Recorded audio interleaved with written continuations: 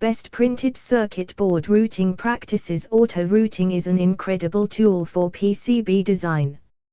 It can save time and money, as well as reduce the risk of errors in the design. But, after completing the auto-routing process, you must remember that some manual routing is still necessary to ensure the best performance and reliability for your circuit board. In this article, we will explore the best practices for PCB routing after auto-routing goes the distance. We will see what kind of manual routing is necessary, how to go about it, and why it's important.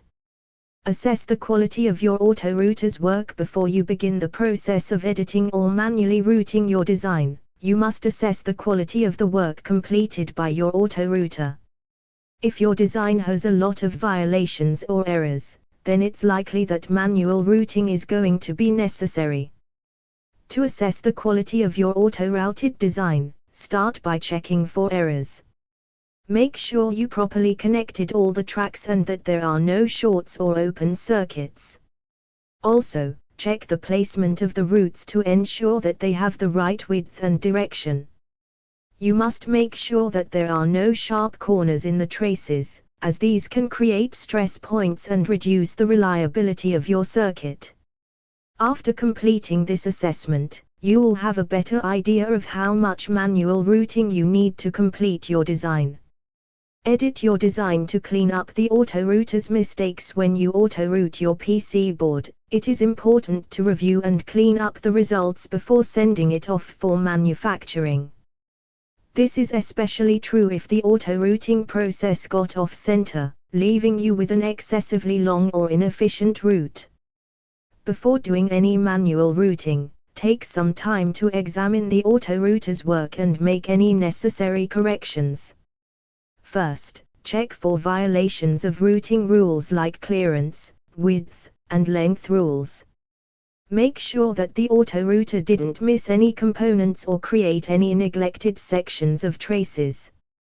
Then, look for any vias that you can replace with direct routing or traces that are easy to shorten to increase efficiency. You should also visually inspect the entire board layout to ensure everything looks reasonable and follows good design principles. After editing your design to fix any errors, it is time to move on to the manual routing process. Be sure to take your time and double-check all your work before sending it off to a manufacturer. This extra effort can save you time and money down the road.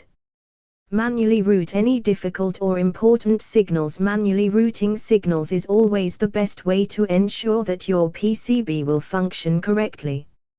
Even though auto-routing can help complete most of the work, it's important to manually route certain signals to achieve a high-quality design. This includes difficult or important signals such as the clock or power signals, which require special attention. When manually routing a signal, you must make sure that there is enough spacing between the tracks to ensure that the signals won't be interfered with by any other nearby signals. Moreover, if you are routing high-frequency signals, you should ensure that the impedance of the track is correct for those frequencies. Make sure that the routing of the signal is in the most direct manner possible. This minimizes the amount of noise picked up by the signal and helps reduce crosstalk between other traces on the board.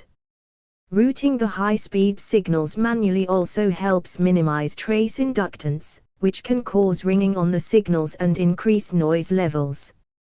By taking the time to manually route certain signals, you can ensure that your design will be reliable and high quality. Moreover, you can use techniques such as differential pairs and impedance matching to further enhance the performance of these sensory signals. You may want to consider setting aside some extra budget when designing your PCB with manual routing, as the process can be more costly than auto-routing. Moreover, before going into production, you must double-check that all the signal routes are correct.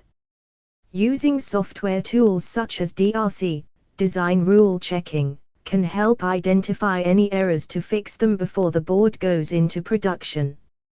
Doing this will help ensure that your final product is of the highest quality and able to meet your performance requirements. Check your work for errors before sending it to fabrication. Making sure your design is free of errors before sending it to fabrication is essential for the success of your PCB. During the auto-routing process, small errors can occur and the manufacturer would reject your design. To avoid this, you should double-check your design for any errors before sending it to the manufacturer. To check for errors, you should use a combination of inspection tools, such as visual inspections and electronic rule checking, (ERC) software. Visual inspections involve examining the traces and components on the board, whereas the ERC software checks your design against a set of rules defined by the manufacturer. Inspecting your board manually can help you identify issues with the routing that an auto-router could not detect. For example, if two traces cross without via, you should add one to prevent shorts and crosstalk. If you notice any errors, such as incorrect trace widths or spacing, make sure to adjust them accordingly before sending your design to the manufacturer. Also, ensure that your design meets the manufacturer's requirements before sending it out for fabrication. The design should be compliant with their minimum trace widths, spacing, drill sizes, and more. If the design is not compatible with manufacturing parameters, it can result in costly delays and rejections, which could easily have been avoided. How to find that PCB design is according to the manufacturer's requirements? You can do it by checking the size of your design. Make sure that all components fit within the PCB dimensions and have the right placement. Then, make sure that any traces or vias are wide enough for your manufacturer's specifications. In the case of auto-routing, you must check for any clearance issues between traces. This can help you spot any potential problems before sending your board off for fabrication. You should also review the data sheets to make sure that no noise or interference could affect the operation of your board. By taking the time to ensure your design is compliant with the manufacturer's requirements, you can help ensure a successful circuit board fabrication process and save yourself from potentially costly delays down the line. After confirming compliance, consider running some simulations to test your board's performance under various conditions. This will allow you to see if there are any areas with crosstalk or power integrity issues. Moreover, if your board has high-speed signals on it, you may want to simulate its performance at various temperatures or levels of humidity. Some other rules to follow: you have to follow certain rules while making PCB layout, as it will bring good results. So, let's explore it further. The traces should have as much direct and short routing as you can do without affecting the design. Try to route similar signals together, as the routing of RF and RF signals should be together. Similarly, two digital signals should also have the same route. Try to route vias as simply as possible, such as BGAs, ball grid arrays, or some other types of vias. Make sure to work according to the DFM guidelines to have perfect manufacturing. In the case of high-power signals, you consider impedance and choose high-quality material while routing traces or determining the length. Design principles: the design standards of printed circuit boards keep on changing due to changing technologies.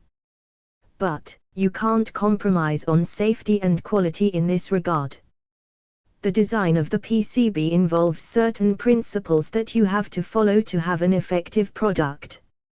Let's look at those principles.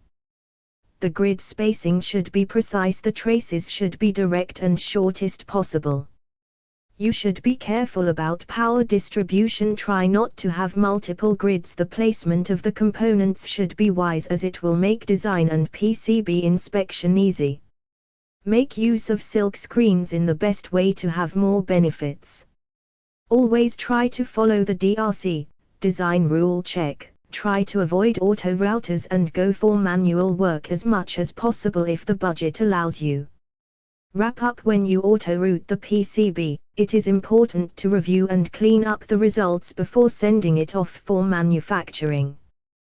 This is especially true if the auto-routing process got off-center, leaving you with an excessively long or inefficient route. Before doing any manual routing, take some time to examine the auto-router's work and make any necessary corrections. By taking the time to manually route certain signals, you can ensure that your PCB design will be reliable and high quality.